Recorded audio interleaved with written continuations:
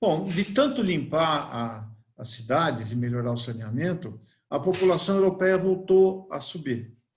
E aí foi possível a primeira epidemia viral de transmissão interpessoal, a varíola. A varíola é causada por um vírus, e o vírus tem gente que diz que nem é vivo, porque ele é incapaz, é um envelope muito simples de material genético, no caso do vírus, do corona, é um RNA vírus, muito mutável, porque o RNA é mais instável do que o DNA, e involucrado por uma proteína. Ele não consegue se dividir sozinho. Ele depende de uma célula de um hospedeiro. Então, o vírus possivelmente surgiu da fragmentação de alguma bactéria que falou, por que eu vou trabalhar para fazer meu próprio núcleo, meu próprio componente, se eu posso pôr alguém para fazer para mim, que é a célula do hospedeiro. Então, o vírus não subsiste, ele não preenche os requisitos de vida, mas ele é muito eficiente, porque como ele é muito simples, ele consegue mudar de um ano para outro ou fazer várias mutações. Bom, a varíola foi controlada mais ou menos com que seria uma protovacina, que era a inoculação das pústulas de doenças, formas de doenças de pacientes que tinham doença leve. Você colocava aquela pústula da lesão da varíola e colocava no subcutâneo das demais pessoas, e com isso você tinha uma forma benigna da doença. Antigamente você fazia com a pústula da vaca, que tem uma doença que é a varíola do bovino, que dá imunidade cruzada, e você conseguia controlar isso. Bom, a varíola sendo controlada, a terceira pandemia global importante foi o cólera, que era causada de novo por uma bactéria, o Vibrio colérico. Mas para você transformar o Vibrio colérico numa pandemia, atravessar oceanos, foi preciso inventar melhores formas de mobilidade, o navio a vapor. Se você embarcasse num barco à vela para cruzar um oceano portador de cólera, você chegaria morto e possivelmente toda a tripulação. Então, o aumento da velocidade do transporte e além de canais do Panamá, de Suez, permitiram que você chegasse a tempo de sobreviver a uma travessia atlântica e fazer uma pandemia global. O cólera foi controlado por melhor saneamento, até que chegou o grande problema nosso. Quer dizer, praticamente extinguiu as doenças causadas por bactérias e ficou só vírus respiratórios de alta contagiosidade. No século XX, nós tivemos duas grandes pandemias, por variantes do vírus da influenza, o H1N1, que teve, então, no início do século XX, a gripe espanhola, em metade do século XX, a gripe asiática. Vejam que nesse século, nós já tivemos 4 pandemias virais. O SARS em 2002, o H1N1 em 2009, o MERS em 2012 e o SARS-CoV-2 agora em 2020. Então, o que eram para ser 2 pandemias por século, passaram a ser 2 pandemias por década. E por que isso aconteceu? Primeiro, porque o vírus sempre fez o que fez, ele sempre mutou. Só que agora nós criamos condições de alta contagiosidade. Nunca as cidades foram tão densamente povoadas e nunca se viajou tanto. Ou seja, o tráfego internacional, o fluxo de passageiros e de pessoas ao longo do planeta e as cidades, com esse brutal crescimento e adensamento populacional da cidade, criaram as condições que o vírus de transmissão interpessoal respiratória pudesse facilmente atingir outras pessoas e ter uma grande eficiência para isso. Então, todo vírus que tiver uma capacidade de se adaptar a esse novo cenário terá grande chance de causar pandemia. O que o SARS-CoV-2 fez de interessante para ele, e não para nós, foi utilizar um receptor diferente, porque o vírus ele precisa ter a seguinte coisa, ele precisa ter uma chave, que é uma proteína que ele coloca, que é uma proteína chamada spike, é como se fosse uma coroa ao redor dele, cheia de pontinhos, por isso que ele chama coronavírus, por ser visto no microscópio eletrônico. E essa fechadura tem que abrir, essa chave tem que abrir uma fechadura específica nas células. Ele usa uma variante quase que inusitada, o corona, né? Tanto o SARS quanto esse o SARS-CoV-2, ele usa uma molécula chamada ACE2, que é uma enzima conversora de angiotensina. Todo mundo que toma captopril ou enalapril para baixar a pressão arterial bloqueia a enzima conversora de angiotensina 1. Mas tem uma outra isoforma, a enzima conversora de angiotensina 2, que também regula a pressão arterial, mas tem uma função também de controle do processo inflamatório. Essa enzima, ela é constitutivamente expressa, essa fechadura, não só nas vias aéreas superiores, mas também em todo o território pulmonar, inclusive lá embaixo, nos alvéolos, nos vasos, no fígado, no rim, no cérebro, testículo. Ou seja, aquela chave dá direito a abrir muitas portas. A segunda característica desse vírus é que quando essa chave vira na fechadura que ele encontrou, ele ativa um conjunto de duas proteínas, chamada L, que libera uma enzima chamada furina, que o próprio nome diz, fura a célula que recebeu aquela chave, que virou aquela fechadura. E o vírus introduz com muita facilidade seu material genético dentro. No momento que ele coloca esse material genético dentro, aquela célula é literalmente sequestrada pelo material genético viral e ela deixa de produzir coisas para ela e começa a produzir milhares de cópias do vírus, até que ela morre, literalmente por uma explosão. A segunda característica desse vírus é que ele consegue inibir a nossa resposta imune. Ele faz com que os mecanismos de defesa, principalmente de produção de anticorpos e imunidade celular, sejam praticamente inibidos. Então, quando a gente olha no microscópio o pulmão das pessoas infectadas, as fatais, né, as que vão para óbito, é como se o pulmão fosse largado à sua própria sorte. O vírus proliferando com muita facilidade, desprovido de uma resposta inflamatória eficiente. A terceira característica que tem é ter um tempo de latência entre contágio e desenvolvimento de sintomas relativamente grande. Na influenza comum, você tem, entre o contágio e você ter febre e sintomas, você se reconhecer doente, você tem mais ou menos 48 horas, no máximo, 3 dias, talvez 30, talvez um pouco mais, 36 horas. Só que com esse vírus você pode ficar até 10 dias, a mediana são 6 dias. 6 dias você está tendo o vírus, você contagia outras pessoas de forma inadvertida. E isso dá para ele, então, uma chance de você, numa cidade cheia de gente, encontrar várias possibilidades de contágio. Algumas pessoas vão encontrar o vírus e vão resolver sem ter sintoma nenhum, mas outras vão ser por características pessoais, genéticas, ou idade, ou comorbidades que tenham adquirido, vão desenvolver doença. Então, você cruza com muitas pessoas vulneráveis sem saber o que está fazendo. Isso dificulta muito a identificação de novos casos e fazer medidas de isolamento, né? E por isso que não é por outra razão que assim, a gente pode ver que o vírus ele não vai se espalhando lateralmente, assim, geograficamente, é como acontecia com a peste ou com a gripe espanhola. Ele pula direto para os pontos de maior turismo, Itália, Espanha e França, né? E lá você tem quem já foi para a Europa em temporada de turismo, com o final do ano, por exemplo, você vai ver que tem uma fila de pessoas enorme na frente dos monumentos, nas catedrais, nos museus, e uma boa oportunidade de contágio. E esse vírus, como ele é muito pequeno, aquela história dos 2 metros de separação vale, por exemplo, o tempo da tuberculose, que é um bacilo grande, de 8 a 10 milésimos de milímetro de comprimento.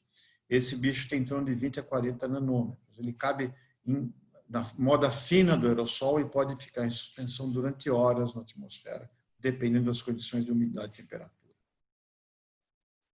Bom, então, nós temos do ponto de vista de comparação, nós tivemos o duvidoso privilégio de, de comparar a pandemia de H1N1 em 2009, fazendo as autópsias, descrevendo a biologia dessa doença, e agora nós estamos acompanhando o SARS-CoV-2. Ele é mais agressivo.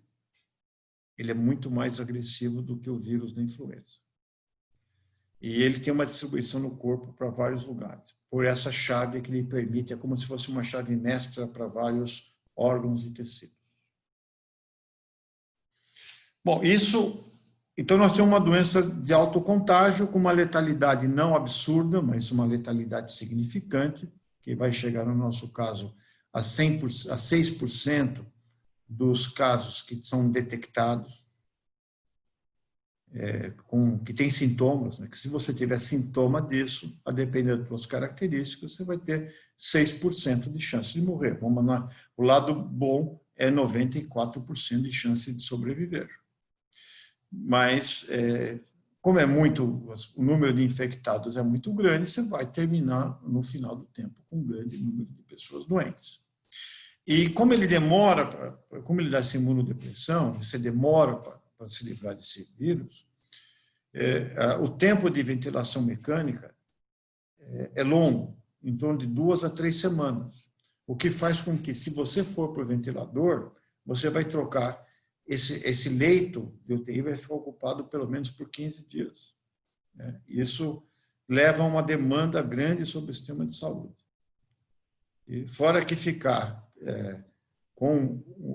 sob ventilação mecânica durante um longo tempo, é que o Dante não conhecia esse martírio, senão teria colocado dentro dos seus círculos mais internos. Por isso que você ceda o paciente, porque é intolerável isso.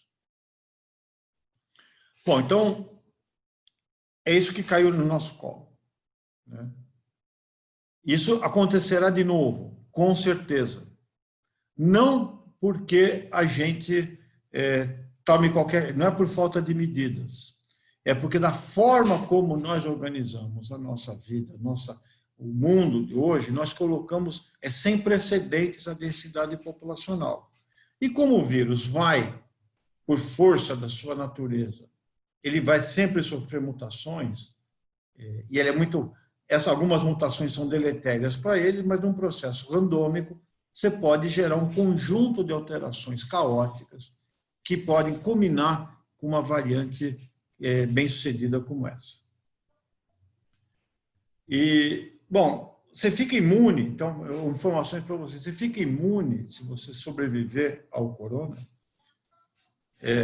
e tiver a doença, uma doença, você pode sair, essa informação você não tem ainda, porque não tem um número suficiente de casos. Mas se você for comparar com o SARS, que é o primo dele, o que causou a doença em 2002, e o MERS, que é um outro corona, que também levou uma pandemia mais limitada em 2012, você vai ter anticorpo. A maior parte das pessoas vai ter um título de anticorpos capaz de impedir uma reinfecção, mas não por muito tempo. Ele não dá, por exemplo, quem teve sarampo ou cachumba na infância, quando não tinha vacina, sabia que não pegava mais. Mas ele não tem essa propriedade. Ele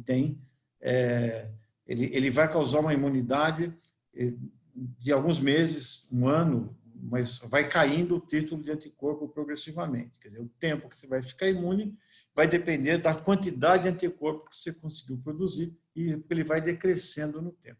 Por isso que vai ter que ter vacina. Bom, desculpa, esse foi o resumo de onde nós chegamos. Ou seja, a letalidade do SARS-CoV, uma parte é dependente dele, outra parte nós criamos as condições na nossa organização urbana e social para isso. Na cidade de São Paulo, a prefeitura juntou uma série de pessoas da própria prefeitura e também de algumas universidades, você destaca isso, a Unifesp, a própria USP com a geografia, e vários grupos, o Mackenzie, tem pesquisadores em grupos que são muito importantes nesse momento, que é de georreferenciamento da doença, fazendo geografia da saúde. E, para variar, acontece o quê? o risco de morrer do Covid varia enormemente em função do território. Às vezes, 4 ou 5 vezes a taxa ajustada de mortalidade.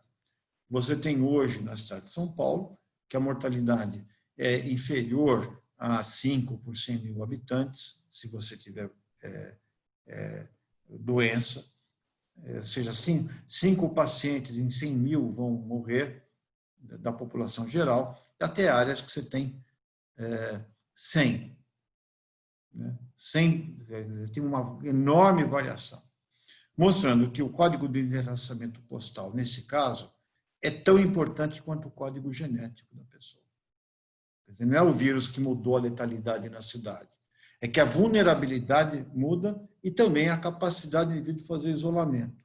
O inóculo que as pessoas vão ter também é determinante, a dose de vírus inalado também varia conforme as circunstâncias de vida. Aliás, o caso número 1, que a gente fez, infelizmente, de um rapaz jovem, para mim jovem, 35 anos, muito jovem, ele morava numa casa, que na mesma casa moravam 4 famílias. Então, então, fica uma situação, por isso que aquela história do isolamento vertical, ele depende muito do nível socioeconômico das condições. Eu, por exemplo, eu tenho um apartamento que meus filhos já foram embora. Então, eu tenho um auto-isolamento em casa, porque eu chego em casa, eu vou dormir num quarto separado e usar um banheiro separado. Né? Eu tiro a roupa antes de entrar. Eu não vou mostrar isso aqui, porque seria um espetáculo deprimente, iria fazer uma situação catastrófica, mas eu deixo o sapato fora, faço tudo isso, eu faço uma espécie de isolamento social, porque eu estou potencialmente sou uma pessoa que pode estar contaminada. Mas isso não é possível para todas as pessoas, e também a resiliência econômica de cada um das pessoas é variável. Tem gente que pode ficar sem trabalhar, dependendo se tem um emprego fixo, uma renda, ou tem outras que não, que dependem do seu trabalho para sobreviver. E vão ficar muito mal se elas perderem o emprego. Então, esse dilema, a preservação da resiliência econômica e da sobrevivência das famílias, e, ao mesmo tempo, a modulação do controle, que ele é relativamente barato, podia até ser mais barato, ele está sendo vendido por R$150 nas farmácias, que não receberam ainda. Daria para fazer por 20, se você produzisse localmente, mas foi importado pela pressa do momento, porque daí você teria a chance de saber se o indivíduo tem uma certa cobertura de anticorpos, embora com muitas incertezas, as pessoas poderiam voltar ao trabalho sem contaminar ninguém e melhor, sem ter o risco de contaminar as pessoas de casa, que estão em casa. Porque elas não vão ser carregadoras e portadoras, o vírus não vai ter chance de se multiplicar nas pessoas, porque elas já têm, digamos, um arsenal de anticorpos eficiente. A segunda coisa é o uso adequado de EPIs. Né? Nós temos, se eu andasse com uma máquina, com uma câmera fotográfica, eu daria para fazer um manual de como não usar uma máscara, por exemplo. Tem máscaras que deixam o nariz para fora, tem máscaras que deixam a boca para fora, tem de tudo, né? E tem sem máscara. Então, eu diria que, nesse momento, o uso de máscaras, que, inclusive, há uma certa animosidade contra o uso de máscara. Agora está melhorando. Mas eu me lembro que, para mim, minha esposa, quando eu comecei a ver a gravidade da doença, eu falei, olha, anda de máscara. Se você for entrar no supermercado, use máscara. Ela foi chamada de louca. Né? E assim funciona. Quer dizer, tem uma certa visão contrária ao uso de equipamentos de proteção individual. Eu estimularia muito isso se eu fosse reabrir algum estabelecimento comercial. O uso obrigatório de máscaras. E disponibilizaria demais situações para lavar as mãos e, se possível, melhoraria muito a ventilação interna desses ambientes. A renovação de ar é um fenômeno importantíssimo e o corona já nos ensinou muito. No hospital chamado Príncipe of Wales, em Hong Kong, porque no SARS, em 2002, a China continental demorou muito para assumir que tinha um vírus novo, né? E o vírus se manifesta em Hong Kong, que tem um sistema de gestão política diferente. E Hong Kong é que se isola o vírus e que se coloca ao mundo essa informação. Tinha um hospital que tinha um paciente infectado e a UTI tinha o fluxo unidirecional, pois aquele paciente contaminou 33 pessoas, pacientes e mais ou menos 90 membros da equipe médica, porque não tinha no sentido exato da renovação do ar. Então, renovação do ar é muito importante para a diluição da carga viral. E eu acho que nós deveríamos ter uma estrutura melhor, porque você tem duas formas de pegar o vírus, né? Uma que mostra que você está com o vírus dividindo. Isso chama-se PCR. É uma reação de polimerase em cadeia que pega o material genético do vírus e vai fazendo cópias até que ele fique mensurável. Você consegue ter um método para medir e determinar uma sonda que reconhece aquele material genético como sendo do vírus. Esse teste ele é feito a partir de uma coleta adequada do suave nasal. Quem já fez sabe que ele entra com um contato grande que vai até na alma nossa, assim, né? E é até um pouco desagradável. Então, se o teste for bem feito, ele dá falso negativo da ordem de 20% a 30%. Quer dizer, você tem o vírus, ele não detecta. Porque você não tem número de cópias virais ainda na secreção das vias aéreas superiores. Nós vemos isso aqui nas autópsias. A gente tem um indivíduo que vem do hospital com suspeita, PCR do swab negativo, só que a gente tem uma coisa que não dá para fazer em vida, que é fazer o PCR do tecido pulmonar diretamente, onde o vírus está lá em maior quantidade, e lá aparece. Então, existe, com a técnica adequada, uma taxa de falso positivo que não é muito baixa, mas também não impede que você use o teste. Nós não temos capacidade instalada para fazer isso em larga escala. Nós tivemos que correr atrás. E também não estou criticando o governo nenhum, porque a velocidade com que isso veio não tinha planejamento possível para isso. Quer dizer, a doença começa a aparecer a China isola o vírus em metade de janeiro, e o mundo fica avisado para a ONU na metade de janeiro desse ano. 2 meses depois, 3 meses depois, já estava no mundo inteiro.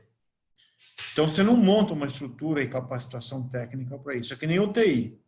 O HC, ele transformou seus 900 leitos do Instituto Central em Covid. Eu nunca vi acontecer isso. E, por incrível que pareça, uma parte dos pacientes clínicos foram para ortopedia, porque caiu o acidente de trânsito. Então, a ortopedia está vazia e você, então, desloca os outros pacientes para o Instituto do Câncer, para o Instituto do Coração e para o Instituto de Ortopedia, e o hospital vira só Covid. Nós começamos com 100 leitos de UTI, passamos para 200, agora estamos passando para 300. Não é questão do respirador. É equipe, é gente que saiba... Um leito de UTI ocupa vários profissionais. Se você tiver que colocar uma hemodiálise no paciente, uma diálise peritoneal, por causa da insuficiência renal que o vírus dá, é um enfermeiro para cuidar de cada paciente. Então, não é fácil. Mas no HC dá, né, pela estrutura, pelo tamanho do hospital. Mas é com problemas, isso não vai ter para todo mundo. Então, eu diria que eu não acho e qualquer que seja a medida pública, na minha leitura, eu agora estou falando, até agora eu falei o que eu sabia, agora eu vou falar o que eu acho, porque eu converso com as famílias. Eu tenho que pedir autorização para fazer autópsia, por incrível que pareça, eles querem, e eu tenho que devolver. Né? As pessoas não estão saindo na rua porque elas são contra ou nenhuma questão ideológica, é sobrevivência. Então, as pessoas vão sair, independente de você decretar quarentena ou abrir, elas já estão saindo, e lentamente, inexoravelmente. Então, essa decisão ela é tomada pelas pessoas e pelas famílias em nível individual. Não vai ter não vou imaginar um ordenamento pacífico, abriu hoje, agora eu saio. Não, isso já está acontecendo. Está acontecendo de forma muito reversível. Você não tem ainda no Brasil, você não pode fazer como a China, que quando ela viu em Wuhan que estava pegando fogo, se você saísse na rua, você era preso. Né? Não vai existir isso. Quer dizer, mesmo considerando que controle de epidemias impede restrições à liberdade individual, a última que a gente teve foi com Oswaldo Cruz na revolta da vacina no início do século XX. Não vamos ter condições de fazer isso. Então, eu acho que essa decisão de reabrir a vida das pessoas ela vai ser tomada individualmente pelos 10 milhões de habitantes de São Paulo, depender do que elas podem fazer. Então, se for reabrir, eu só diria que a gente vai ter que ter cuidados como o uso de EPIs, porque não inventaram nada melhor que isso. Vacina, aí é um outro problema, vai ter que ter. Só que falando do ponto de vista comercial, né, no modelo hoje de produção de medicamentos, medicamento é uma commodity, não é um common, não é uma coisa de benefício comum. Né? Para você desenvolver uma vacina, desde em toda a sua fase de produção, não é só produzir a proteína, o antígeno, a molécula que vai ser alvo e fazer um anticorpo específico, alguma coisa contra ela, alguma coisa que estimule essa imunidade. Você tem que testar os efeitos colaterais em base populacional. Isso custa muito caro. Uma vacina, a estimativa para fazer uma vacina do início ao fim, em torno de 500 milhões, talvez chegue até $1 bilhão. Para uma empresa é caro. Então, se você é empresário de uma coisa que vende uma commodity tecnológica, não é uma commodity, um bem, né? Você vai pensar duas vezes. Então, é provável que se você for um gerente ou presidente, CEO de uma grande empresa farmacêutica, você vai querer vender alguma coisa que tenha uma prevalência maior. Então, hipertensão, diabetes, aterosclerose, queda de cabelo, impotência, que as pessoas vão ficar tomando para sempre e as doenças crônicas são, então, objeto de desenvolvimento de produtos. E vacina não, você dá no surto, depois não é uma coisa que dá dinheiro, você gasta muito e ganha pouco. Então, só que se para uma empresa é caro, não ter a vacina significa uma perda por todo de trilhões de dólares. Então, vai ter que ter um sistema de financiamento para isso. Né? E existem algumas perspectivas de desenvolvimento de vacina em curto prazo para o segundo semestre. Não porque elas foram desenvolvidas rápido, é porque, por exemplo, o mais perto é o grupo de Oxford, até onde eu conheci estudar, que eles fazem um vírus manso. Eles pegam um vírus que é um coronavírus sem dente. Eles podem criar o vírus, não é que ele existe. Assim como tem aquela teoria de que se criou o vírus do mal, você pode criar o vírus do bem. Né? E isso era usado muito em doenças veterinárias. Então, Oxford está saindo na frente porque ele já estava há 4 anos trabalhando com isso, desenvolvendo esse know-how. Você vai ter que desenvolver vacinas, talvez usando outros técnicas, como, por exemplo, chamado microRNAs de interferência, que são, o vírus usa, ele vai, para você fazer uma cópia de uma proteína, você precisa ter mensagens, ou cópias para fazer, pegue aquele aminoácido, põe aqui numa sequência. Né? E você pode colocar uma coisa que infecta o vírus, né? Então, interfere com os mecanismos do vírus produzir a si mesmo.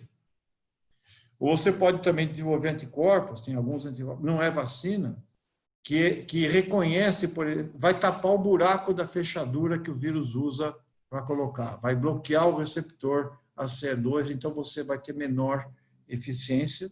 Ou você pode também usar imunomoduladores e tem uma outra linha de antibióticos. Mas vacina a gente vai conseguir fazer num tempo recorde, mas vai precisar ter uma espécie de plantão de vacinas e fundos internacionais para isso. E nós vamos ter que também ter um sistema de vigilância epidemiológica que não é só de uma cidade, de um estado, de um país, tem que ser global. Você tem que notificar, tem que ter um sistema de identificou, apareceu febre estranha, sequenciar, saber se é um vírus novo ou uma mutação de um antigo e notificar o mundo imediatamente. Porque hoje você não consegue controlar dentro da fronteira de um território, porque a gente não precisa, o vetor dessas novas infecções somos nós mesmos montados dentro de aviões, que vão atravessar continentes e a doença tem praticamente uma contaminação instantânea. Meu cenário é o seguinte, nós vamos ter, quando é que chega o pico? Benito fala do pico, quando é que chega o pico? E o pico cada vez está mais longe, né? Porque a doença, eu acho que no estado de São Paulo, você vai ter vários picos. O da capital vai acontecer antes do que vai acontecer no interior e na Baixada Santista. A doença vai desenvolvendo vários picos no Brasil, né? Ela vai se espalhando. E isso significa que vai ter lugar do Brasil ou do estado que vai ter uma alta incidência e outras que têm menos incidência, né? E isso significa que você vai ter que ter um sistema para rapidamente saber se aquela febre é o corona, antes de fazer aquela detonação, né, aquele agravamento. Quando clinicamente fica evidente, é melhor você pegar antes. E isso significa que você vai ter que ter PCR rápido, se você for abrir, porque se aparecer um hotspot em algum lugar, você vai ter que esfriar aquela região, fazer um confinamento seletivo, enquanto o resto da cidade funciona. Então, nós vamos ter que, enquanto a vacina não vem, primeiro, saber quantas pessoas estão relativamente imunizadas, mesmo que seja por meses, para elas poderem ser liberadas para o trabalho. Vamos ter que, enquanto não tivermos isso, vamos ter que estimular equipamentos de proteção individual, não por uma decisão, digamos, monocrática governamental, mas porque as pessoas estão tomando a iniciativa para a sua própria sobrevivência. E vamos ter que melhorar a estrutura de lavar mãos, de higienização, que também ela tem vários níveis de adesão a esse tipo de prática. Nós vamos ter que reeducar princípios básicos de higiene e de manipulação de objetos. Quando a vacina vier, nós vamos ter o controle para esse vírus.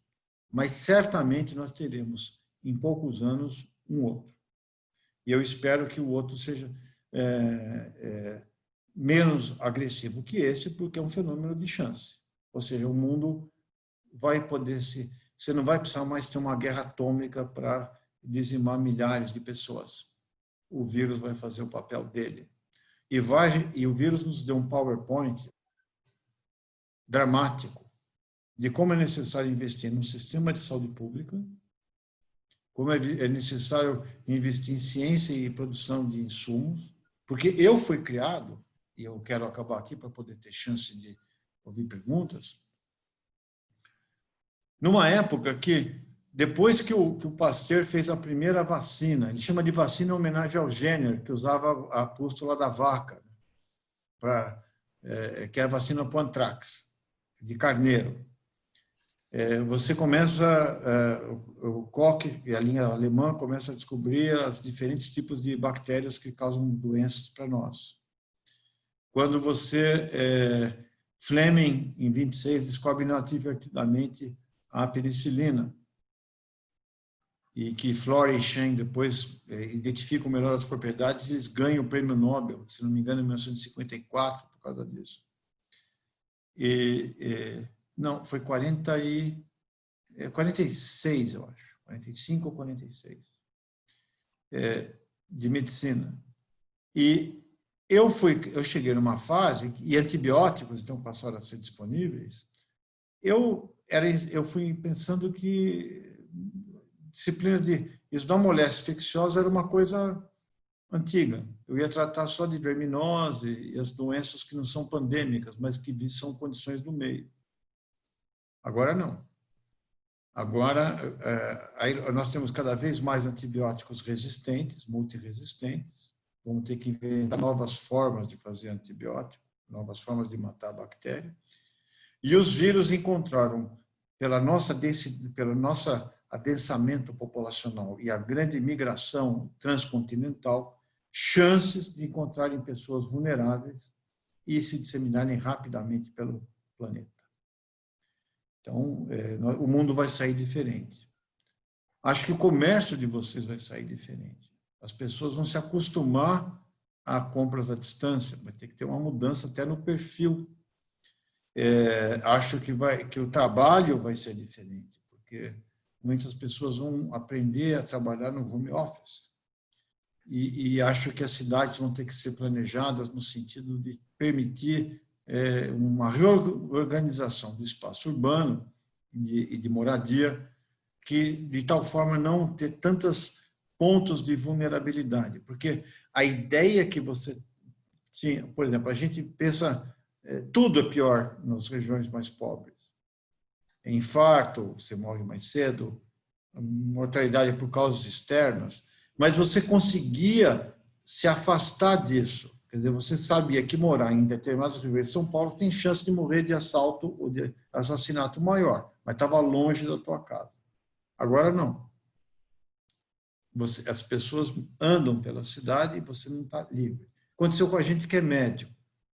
Quando a gente pegou agora essa surto de febre amarela, que foi muito desgastante para nós, aqui no HC, porque a gente recebia todos os casos graves, como a febre amarela não tem transmissão interpessoal, havia, sim, empatia, mas a gente se sentia seguro, havia um distanciamento entre a pessoa que estava doente e a pessoa que estava tratando. Agora, não. Agora, quando você está cuidando de um paciente, a equipe de saúde se coloca na posição da pessoa. É o verdadeiro... aproxima, né, essa situação. Quando eu estou fazendo uma autópsia, embora minimamente invasiva, eu temo pela minha infecção. Então, eu acho que isso trouxe essa doença para perto de todo mundo. E eu acho que daí, eu não quero ser um otimista romântico e irresponsável, ela vai criar força para a gente repensar uma nova sociedade e uma forma de encarar o mundo. Coisas como o globalismo, fundos internacionais, que estavam meio em desuso, vão ter que ser feitos, porque a doença não é de um país, ou de um bairro, ou de uma nação. Ela é do mundo inteiro e rapidamente. Foi isso que o vírus nos ensinou. É isso que eu tinha para dizer e estou à disposição de ouvir perguntas se existirem. Professor Saldiva, muito obrigado por suas palavras. São preocupantes as colocações feitas. Nada além daquilo que a gente já tinha conhecimento. E pelo que o senhor colocou, a melhor coisa que tem é realmente o afastamento social para que cada um se proteja. Isso é verdade para quem pode fazer isso, mas na periferia é muito difícil, porque eles têm que trabalhar de dia para poder comer à noite. Então, é altamente preocupante. Mas temos que enfrentar e vamos procurar, e a mudança da sociedade que o senhor mencionou, apesar de a gente não estar preparados para isso, vamos ter que nos preparar. Primeira pergunta que eu faço ao senhor, qual é o tempo disponível que o senhor tem? Porque nós estamos com 63 participantes que têm perguntas. Quanto tempo o senhor tem para nos atender? Para Eu continuar? teria mais uns 15 minutos, porque eu tenho um compromisso que eu já dei. Quando atrasou, eu já avisei que eu ia atrasar um pouco para começar. Ok, agora são 16h20. Eu vou ser um pouquinho, eu vou pedir mais uns 20, 25 minutos para o Pois senhor, não. tá bom? Pois não. Doutor Professor, Pella, talvez seja bom, então, concentrar todas as respostas. Fica ou blocos de 3, alguma coisa assim. ok. Professor, Um instantinho só. Eu estou anotando as perguntas do chat. Depois que o doutor Pella passar a palavra para 2, 3 pessoas, eu faço as do chat, tá bom, doutor Pella? eu vou passar a palavra. Talvez grupos de 3, eu acho que é uma boa, 3 perguntas para ele, para dar tempo da gente fazer todas. Larissa, eu acho que podemos fazer o seguinte, eu vou dar a palavra para o Caldana, para o Ricardo e para o Azoni. Tá ótimo. Depois você faz as perguntas que estão no chat. Eu vou anotar aqui. Sim, e todos precisam ser bem breves. Senão, quem for falar, né, por favor. Professor, nós estamos aqui reunidos em 63 pessoas que estão fazendo parte dessa nossa reunião. Este é o Conselho de Política Urbana da Associação Comercial. Ela compreende dentro do seu bojo também 2 núcleos. O Núcleo de Estudos Urbanos, que tem como coordenador executivo o professor Walter Caldana. E temos o NESA, que é o Núcleo de Estudos Socioambiental, que temos como coordenador Alexandre Azoni. Então, eu vou dar a palavra para 3 pessoas, inicialmente não, 3 pessoas que vão fazer suas perguntas, e depois, por chat, já tem várias perguntas, e a Larissa vai agrupando estas perguntas e vão passando ao senhor. Então, passo a palavra primeiro ao professor Caldana, professor Walter Caldana, para que faça suas colocações. Boa tarde, Pella, boa tarde a todos os outros 62 colegas que estão aqui nos assistindo. Professor Paulo Saldiva, muito obrigado por essa exposição magnífica. Para nós, leigos, obviamente, ela é quase tão assustadora quanto magnífica. E eu vou ser bastante direto por conta do nosso problema de tempo. Eu tenho sentido em toda... Por coincidência, eu estava na Itália quando o estudo começou e percebi e vi o início da ebulição e saí fugido de lá e voltei para cá. Fui para a França e voltei para cá. Por quê? Porque eu percebi que a situação era muito grave. E até agora eu percebo que nós não estamos ainda com a mesma convicção, eu digo socialmente falando, com a mesma convicção da gravidade, muito em função, me parece, e gostaria de ouvi-lo, sobre um falso dilema que está colocado. E o senhor colocou isso de uma maneira muito mais correta no meu modo. Não há um falso dilema, não pode haver um falso dilema entre a proteção coletiva e individual e as necessidades de sobrevivência da população. Ou seja, nós temos que construir caminhos que consigam atender as duas prioridades, né? Eu acho que tem nos levado a equívocos no calor da hora. Ou seja, então a minha pergunta é, o senhor já descreveu várias medidas que são necessárias e eu acho que todas elas são extremamente importantes, inclusive pela simplicidade. Agora, nós temos discussão de densidade, que é uma discussão fundamental para a própria existência da cidade, ou seja, quanto mais dispersa a cidade, mais cara, quanto mais cara, mais segregadora, quanto mais segregadora, a gente realimenta os problemas sanitários, porque aí é que a gente não consegue atender mesmo. E a busca desse ponto de equilíbrio é muito complicada e é muito difícil. Como que o senhor enxerga a questão das medidas estruturais, ou seja, as de curtíssimo prazo e curto prazo? Nós estamos limitados, estamos quase atados, mas e no longo prazo? Ou seja, quais medidas o senhor entende, além da educação maciça, sejam possíveis e necessárias para nós enfrentarmos, não esta agora, a pandemia, mas, como o senhor bem colocou, as próximas, cujos ciclos estão mais curtos? Eu acredito que a gente não vai conseguir, do ponto de vista realista, mudar a estrutura das cidades nem em médio prazo. Exatamente. Não existe uma forma. Então, nós temos que achar uma solução que contemple a forma atual que as cidades estão colocando, porque se a gente quiser arrumar e resolver a cidade como a gente sonha, né, não vai aparecer um outro vírus muito antes disso. A previsão é que a gente tenha, daqui aos 4, 5 anos, um outro... É o que tem acontecido, né?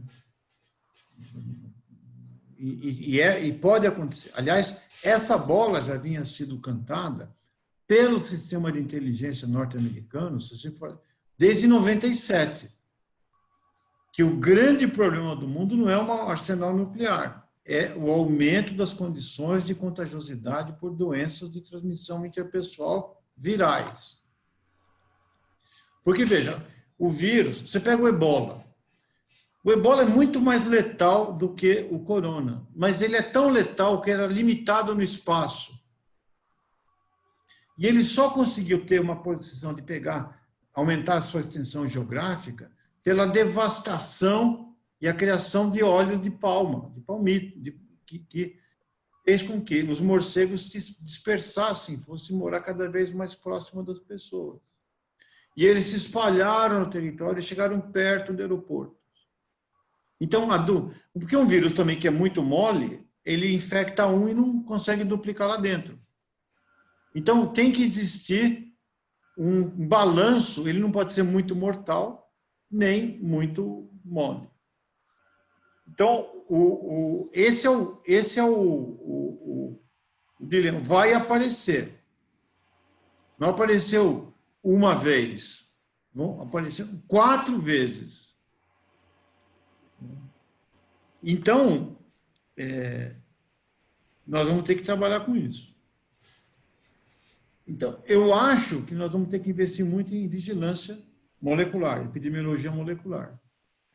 Quer dizer, nós vamos ter que não precisa fazer screening de todo mundo, mas você vai precisar pegar febres de origem suspeitas e ter um sistema unificado que informe, como se fossem sentinelas, como se fosse um aviso de Você não tem sensor para radiação, para temperatura, você vai ter que ter um sensor biológico.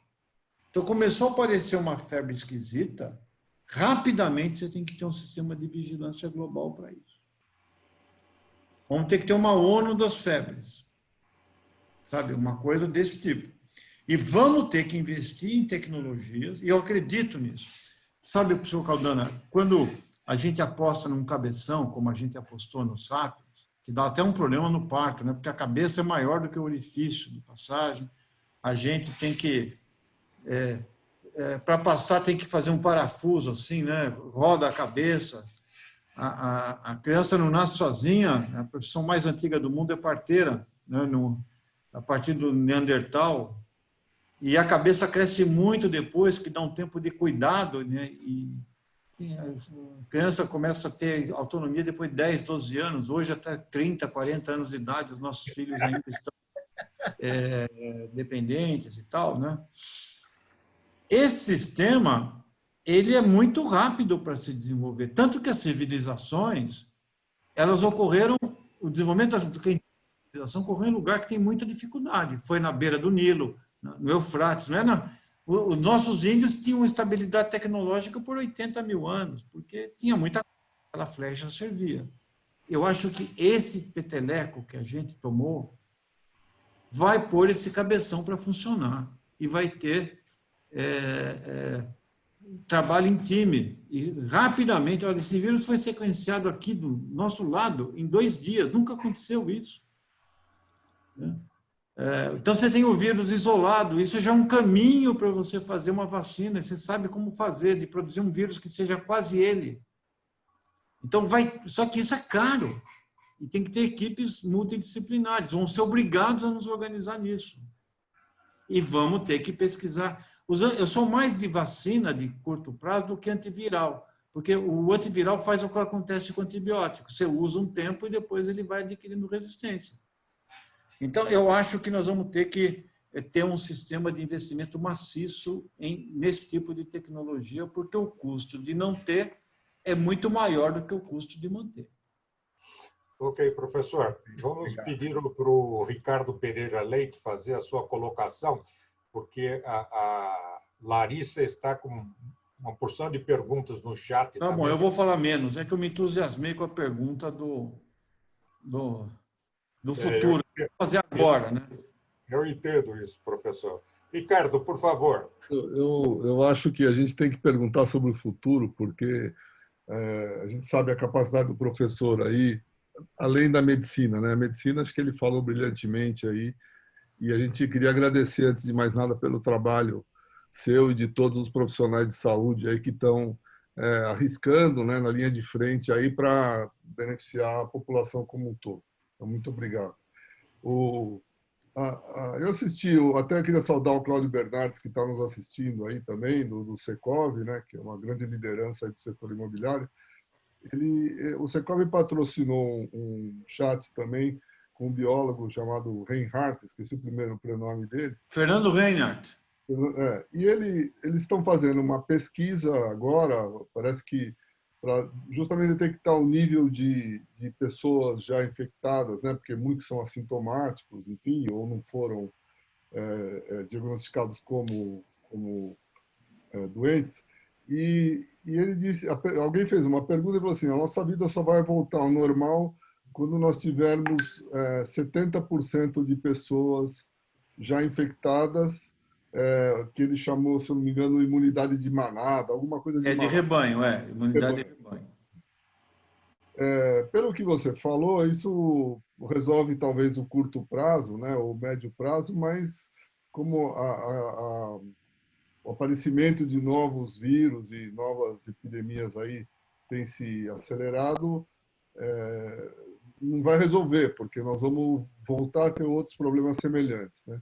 Na sua opinião, então, quais seriam os principais? Porque o que a gente está vendo é que o distanciamento é importante para diminuir a velocidade de demanda pela saúde, né? Que infelizmente a gente não investe como precisaria, né? A gente dá valor para um monte de coisa e menos talvez para coisas, não sei quando a gente bate na trave. Quais seriam as coisas que obviamente vão mudar assim, no urbanismo, nas cidades com o tempo, uma vez que as aglomerações, por exemplo, vão ser obviamente uma coisa ruim, né, para esse modelo, né? O que a gente não vai ter nunca mais, com certeza? Essa pergunta eu não sei, sabe, Ricardo, porque... Mas eu vou dizer o seguinte, uma coisa boa da cidade é essa proximidade, porque você troca vírus, mas também troca ideias, troca experiências, e com isso é que nasce o processo criativo. Essa que é o charme da cidade. Eu espero que a gente tenha, né, essa imunidade de rebanho, por exemplo, tanto que a Inglaterra no início, a Suécia fez isso, a Suécia pôs todo mundo na rua, né? E morreu muito mais gente do que esperado nos outros países nórdicos que não tiveram. E a Inglaterra tentou começar isso, mas quando o Boris Johnson viu, informaram para ele que o número, que o sistema ia saturar, ele, do ponto de vista, ele falou, peraí, não é assim, né?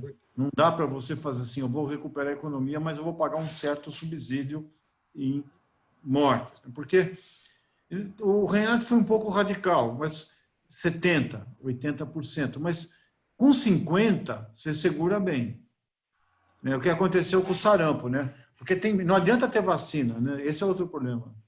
A gente tem vacinas eficientes. Quando a gente exterminou varíola em 1980, nós tínhamos vacina que podia acabar com o sarampo, com a cachumba, com a pólio, e que vão além, por questões econômicas, estrutura do sistema de saúde e até aspectos culturais. Gente que acha que vacina é coisa inútil, né? E como todo mundo gostaria de ter uma vacina agora, né? Na hora que a coisa pesou no bolso, né? Então, se você tiver um cinturão de pessoas imunizadas, o vírus não vai ter chance de transitar. Então, se você tiver mais de 50% de infectados, você vai ter. Depois de um surto de H1N1, de influenza, não de H1N1, no final do surto da epidemia, você vai fazer aquele teste rápido, você vai ver que 70% a 80% da população tem anticorpo contra aquele subtipo que circulou naquele ano. Então, você vai ver que nós possivelmente vamos chegar a esse número, talvez mais lentamente, porque o pessoal teve que ficar em casa pela letalidade. Mas nós vamos ter uma imunidade de rebanho em alguns meses. E talvez a gente possa até voltar próximo disso, do que éramos, pela redução dos casos no segundo semestre. Só que eu acho que se a gente não tomar jeito, nós vamos ter o mesmo problema daqui a alguns anos e o mundo não vai aguentar esses retrocessos econômicos que vieram para ficar. Eu não consigo prever um futuro sem epidemias, sem pandemias virais, a não ser que a gente tenha uma estrutura eficiente de vigilância e contenção. Eu não consigo imaginar um treco desses.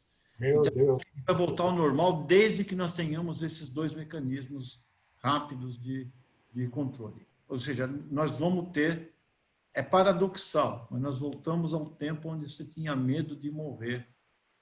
E é muito tempo, eu não quero estender, mas se você pegar o Gênesis, quando os homens saíram, perderam a licença, ganharam a doença. O Êxodo, né? Aquelas 7 pragas do Egito é um compêndio de moléstias infecciosas, né? Então, a gente voltou para tempos bíblicos de medo da morte causada por um agente invisível que nos afasta. Esse é o problema. Professor, muito obrigado. Eu vou pedir para o Alexandre Azzoni fazer a colocação dele. Por favor, Azzoni. Fechado. Ele está com o micro... Isso. Pronto. Primeiramente, obrigado por essa exposição exemplar, praticamente, nesse momento de muitas dúvidas que pairam no ar, entre uma preocupação que a gente sempre tem, a questão da politização, da questão do controle da epidemia. Isso tem me preocupado muito, que pode prolongar, inclusive, a questão do nosso isolamento.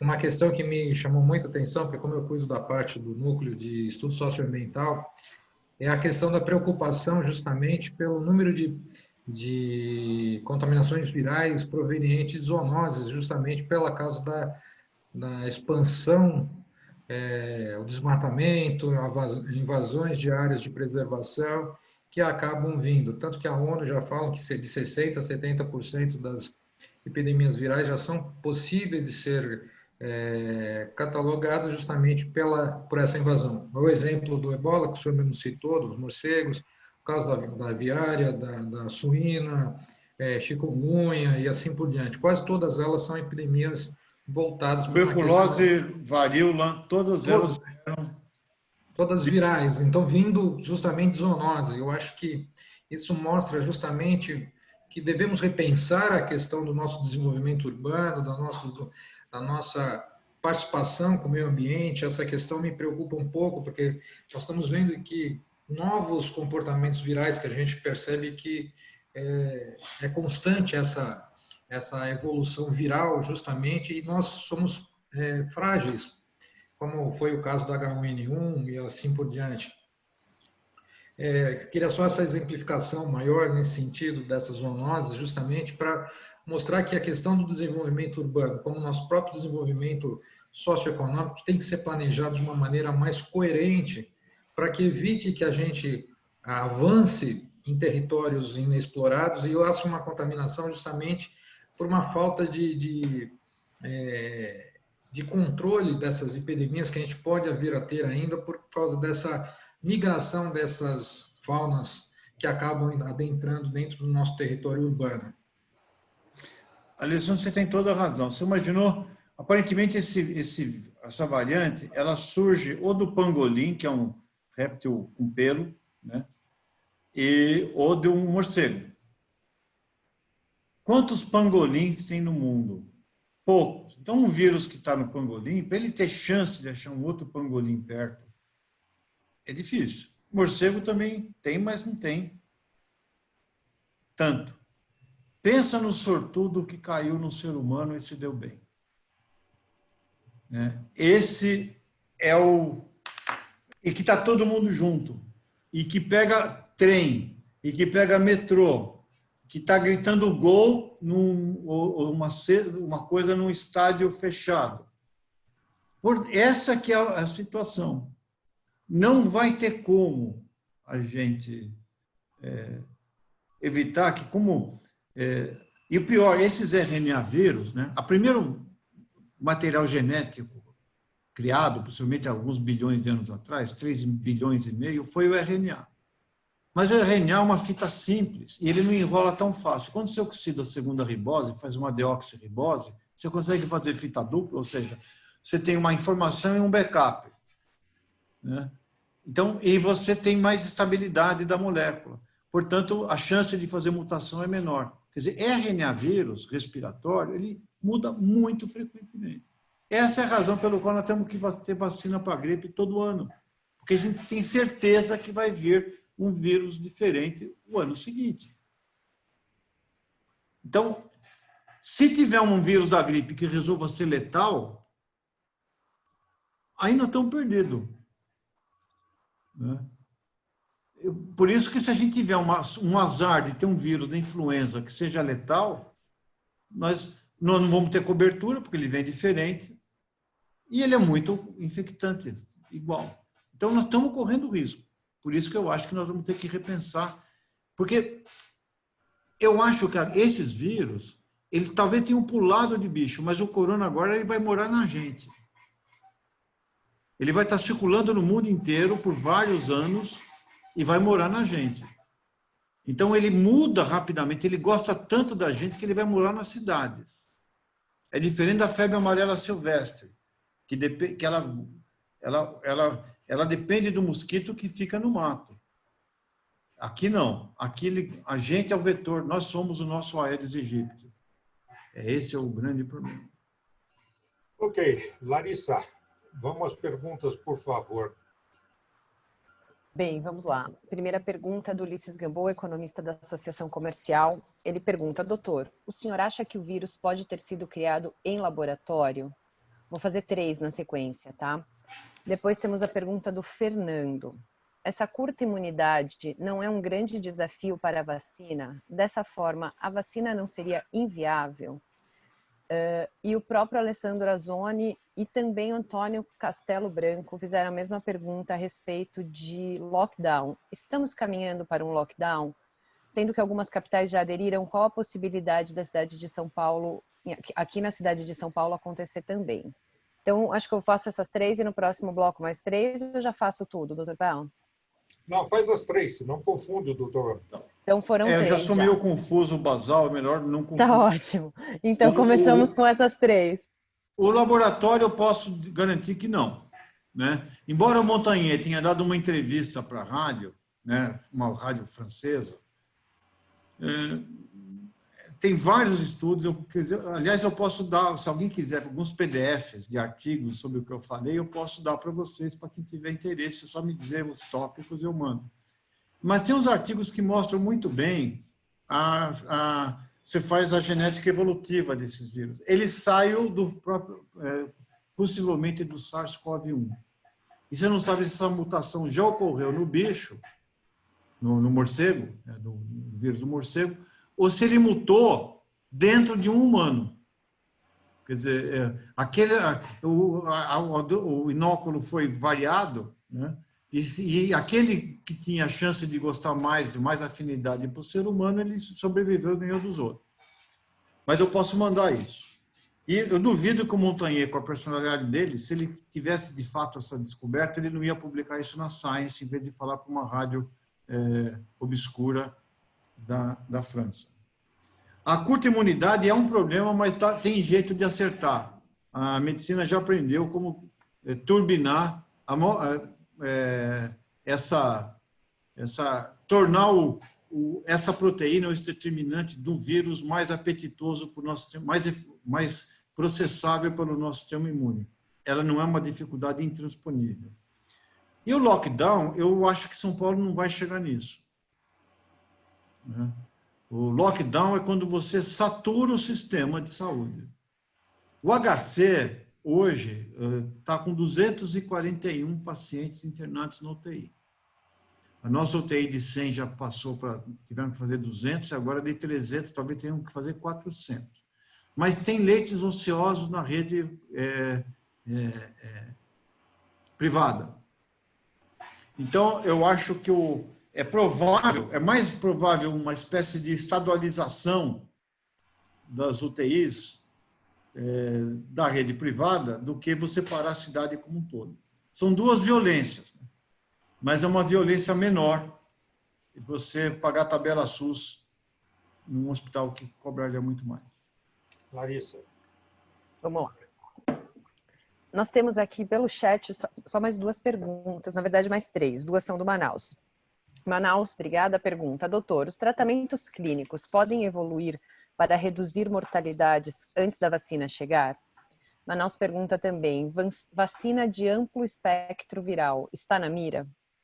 E a Denise diz, em primeiro lugar, muito obrigada pelos esclarecimentos. Queria saber se quem já teve H1N1 junto com pneumonia grave está no grupo de risco chamado de comorbidade em relação ao Covid-19. Bom, tratamento clínico, né? O primeiro. Não tem ainda, né? Todas essas ideias, por isso que não é que você não pode dar, dá. E talvez alguns tenham efeito marginal. Mas você não tem um remédio que você fala, não pode ter que o remédio segura. Não tem, infelizmente não tem. Né? A cloroquina já foi tentada em várias vezes, até agora não tem nenhum estudo controlado. O pessoal diz agora estão tentando usar na forma bem precoce, e os estudos estão saindo agora, mas se for, é marginal. Tá? O que está mais, que o Fauci liberou, que o NIH, que o Fauci é um indivíduo que trabalha com infecção viral faz há muito tempo, né? Ele é o assessor do Bush. Eles têm o Remdesivir, que é um antiviral já existente, e o que ele faz é reduzir o tempo de internação, né, e o tempo de sintomas, e uma discreta e marginal efeito de mortalidade, mas muito pequeno. Então, na falta de melhor coisa, vai com isso. Então, você trata por via oral, por todas as vias e também por via das dúvidas. O fato de você ter H1N1 mais pneumonia não é fator de risco para você. Então, você não entra na categoria de fator de risco. Fator de risco para nós, sabe o que é? Obesidade, muito forte. Aparentemente, o vírus se esconde na gordura. Porque a gordura tem muito receptor ACE2, então ele tem um esconderijo lá que ele fica a salvo do sistema imune, mas ninguém sabe direito isso. E também pobreza, porque talvez o inóculo seja grande. A carga viral que você toma no início é maior pelo compartilhamento de espaço com pessoas relativamente reduzidas. Professora, aproveitando o que o senhor acabou de dizer, a obesidade pode ser uma das causas do grande volume de mortalidade nos Estados Unidos? Pode, mas eu acho que o problema deles é o problema da estrutura cultural deles, né? Veja, você vai ver que os Estados Unidos, primeiro, é um país que atrai muita gente.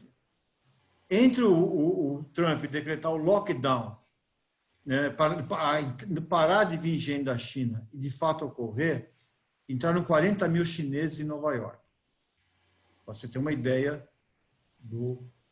da dificuldade num país que tem esse magnetismo de pessoas para lá. O segundo é que um dos grandes dilemas da medicina, um é o grande explosivo conhecimento, explosão do conhecimento, né, que é difícil acompanhar, e o outro é a mercantilização. Então, nos Estados Unidos, o modelo é assim, você vai ter a saúde dependendo daquilo que você pode pagar, e não daquilo que você precisa. E aí que a coisa pega. Você pode ver que, no Brasil, os hospitais que estão lotados são públicos. Enquanto que os hospitais que têm vaga sobrando são os privados. Se você não tem um sistema público, para onde vai esse pessoal que está hoje no hospital público? Não vai. Né? Então, e outra coisa, a saúde no Brasil pode faltar para atenção terciária. Se tiver um câncer, um infarto, é difícil porque não tem, é subfinanciado o sistema. Mas se você cometer um crime no Piauí, o Maranhão sabe no dia, tiver uma febre esquisita no Piauí, o Maranhão sabe que você tem. Se você matar alguém no Piauí, a polícia do Maranhão não sabe que você matou. Então, existe um sistema de vigilância que vem do sanitarismo brasileiro, tradição sanitária brasileira, que você consegue vacinar, por exemplo, milhões de pessoas no final de semana, integrando esferas municipal, estadual e federal. Isso permite que você tenha um mapa, uma cartografia da doença e planejar ações para os lugares que mais precisam. Então, eu acho que os Estados Unidos ele pode ser a obesidade um fator, sim, mas eu acho que também tem o problema do acesso. O acesso é a própria cultura do sistema de saúde dele. Ok. Alguém mais, Larissa? Deixa eu aproveitar para fazer uma pergunta, doutor Paulo. Acho que todos nós, e alguns nós próprios, temos pessoas muito queridas ou somos grupos de risco, né? Então, fazendo um balanço, um resumo muito grande do que o senhor falou, quer dizer, enquanto a vacina não estiver aí e não há uma previsão de quando ela vai estar, essas pessoas do grupo de risco que fazem isolamentos mais severos e que, enfim, não tem prazo para sair desse isolamento, quer dizer, para quem é grupo de risco, enquanto não houver vacina, teoricamente não se deve sair mesmo de casa em hipótese alguma. Não, tem um mundo melhor, que é quando a curva... Que bom! Peraí, não fala isso para minha mulher, imagina fazer quarentena comigo, ela é desesperada, né? Então, por sorte, eu estou trabalhando. Ela fala, vai lá, vai no hospital, vai fazer teu papel. Porque é difícil mesmo. Então, eu acho que vai existir um momento que a curva de casos vai cair, por esse chamado imunidade em rebanho transitória que nós vamos ter.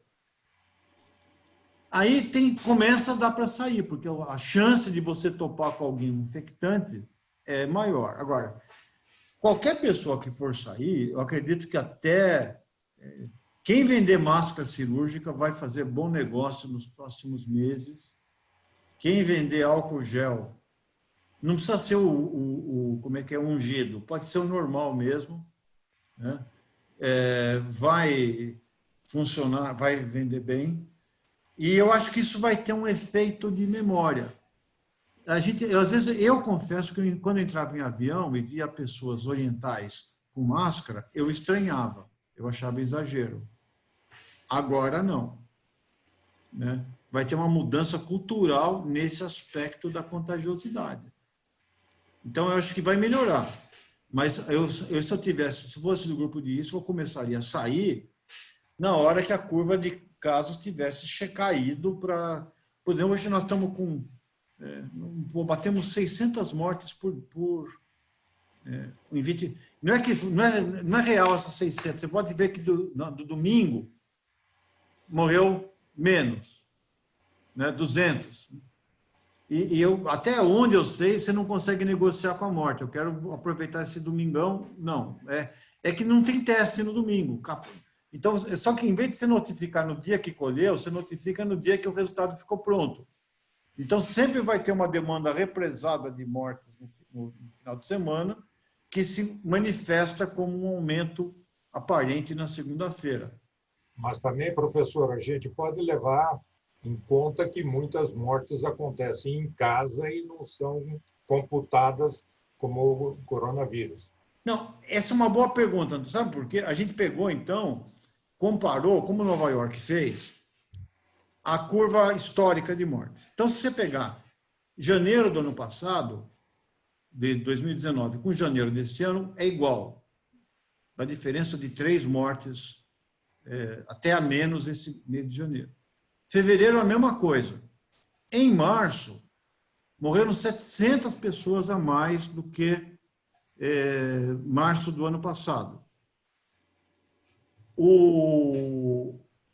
Desses 700, 240 têm o diagnóstico de Covid.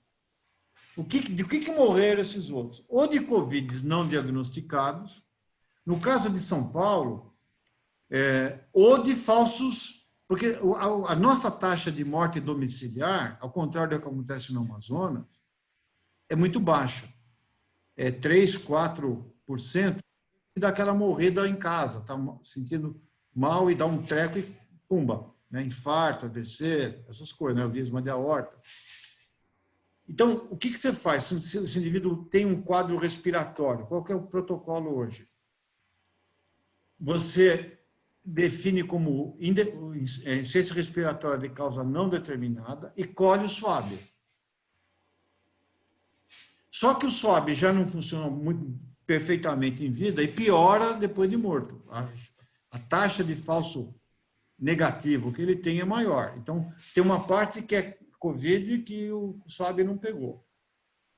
E existe também uma possibilidade que uma parte desses seja pessoas que têm medo de ir no hospital e que ficaram segurando.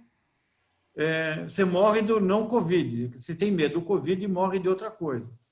O que caiu muito foi morte cardiovascular nesse período.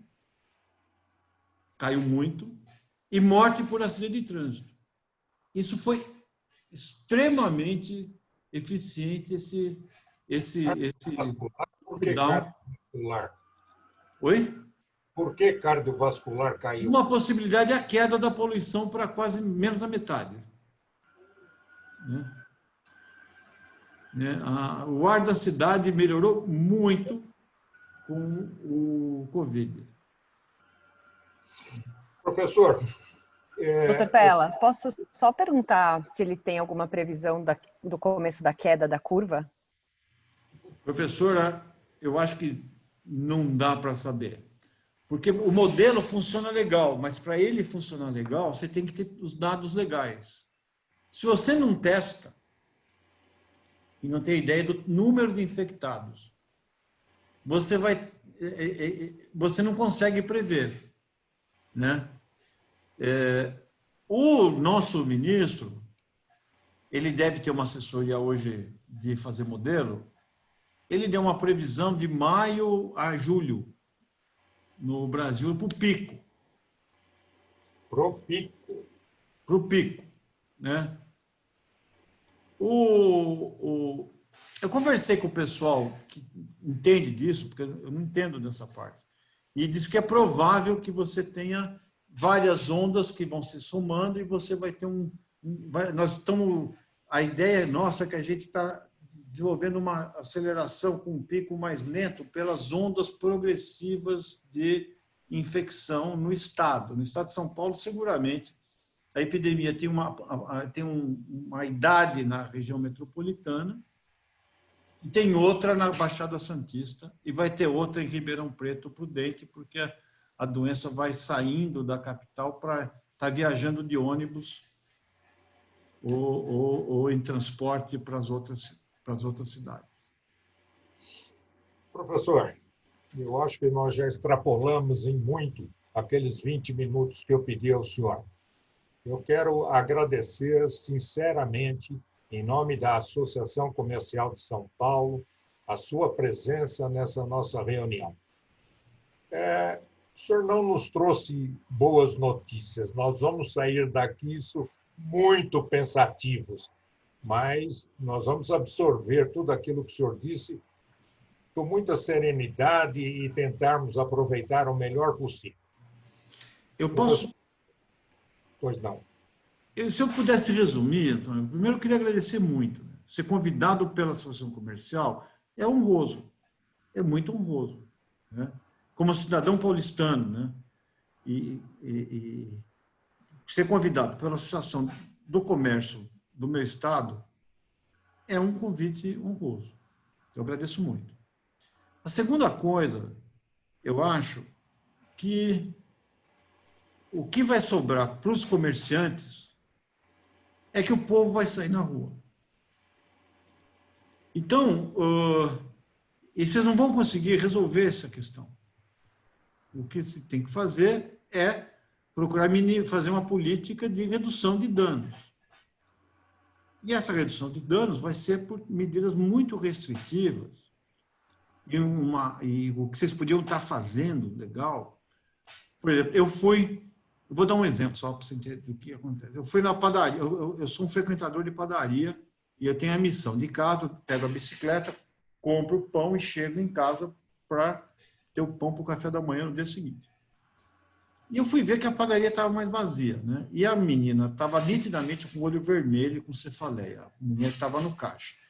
Ela falou assim, eu estou... Né? Tinha todos os sintomas de Covid, estava com máscara, tudo, mas ela falou, eu tenho que ficar porque a outra que estava comigo adoeceu.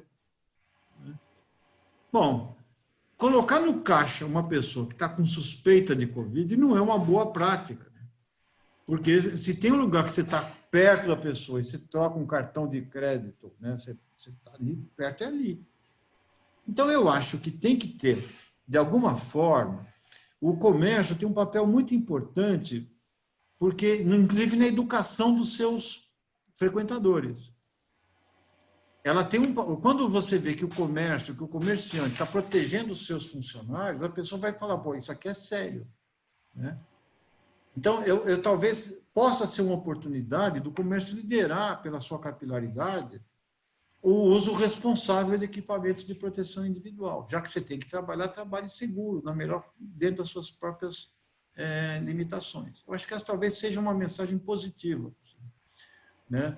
De fazer do comércio uma forma de educação. Né? Doutor, nós estamos seguindo essa cartilha do senhor. Aliás, eu quero colocar aqui, nós temos vários vice-presidentes que escutaram a sua palestra, que estão aqui presentes conosco. Temos vários superintendentes de distritais aqui de São Paulo que estão presentes aqui conosco. Nós temos aqui em São Paulo, conforme o senhor sabe, nós temos 15 distritais. E através da FACESP, nós estamos em 450 cidades no interior de São Paulo. Então, eu quero dizer para o senhor, nós estamos fazendo uma cartilha, nós estamos trabalhando ativamente para que essas suas instruções sejam seguidas. Já distribuímos isso através das distritais aqui em São Paulo, nós temos seguido essa orientação agora de uma forma muito melhor, pelo senhor estar nos colocando. Mas, olha, o senhor disse, pois não. Então, é isso que eu estou dizendo. Vocês têm um potencial enorme. E talvez fazer um prêmio de boas práticas, né? De boas práticas de comércio. Quer dizer, criar uma motivação para isso. Quer dizer, tornar essa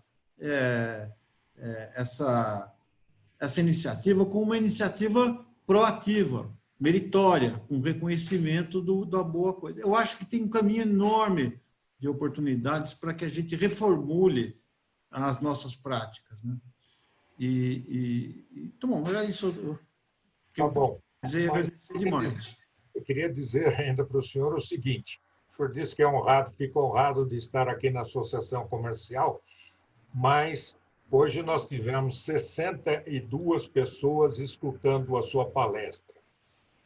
É verdade que a Associação Comercial tem uma força muito grande, mas a força aqui foi a força do nome Pedro Saldiva, pelos seus conhecimentos científicos e pela colocação de uma maneira didática que o senhor coloca todos esses problemas aqui existentes. Então, agradecendo ao senhor, eu deixo as portas da Associação Comercial abertas ao senhor a qualquer momento, para o senhor se comunicar com os nossos associados, se comunicar com todos aqueles que fazem parte da Associação Comercial. Muito obrigado por o senhor haver aceito o nosso convite e, como nós contamos com o senhor pode contar conosco sempre. Ok, professor Saldiva? Muito obrigado pela oportunidade. Agora eu vou ver, a gente sabe o que a gente tem que fazer? A gente tem que ver agora os casos que faleceram ontem, ver os casos e informar o hospital do que morreram as pessoas. Então, a gente tem que dizer... É difícil, hein, professor? Não, tem que informar para os clínicos. Né? Olha, aquele paciente, aquela insuficiência renal foi isso. Então, isso vai orientando... Na realidade, é como se fosse um médium onde os mortos informassem o que está acontecendo para tratar os vivos. É uma mediunidade patológica. Muito obrigado. Muito obrigado, professor Saldiva, e muito obrigado a todos que estiveram conosco durante todo essas 2 horas que o professor Saldiva nos brindou com seus conhecimentos. Muito obrigado, professor.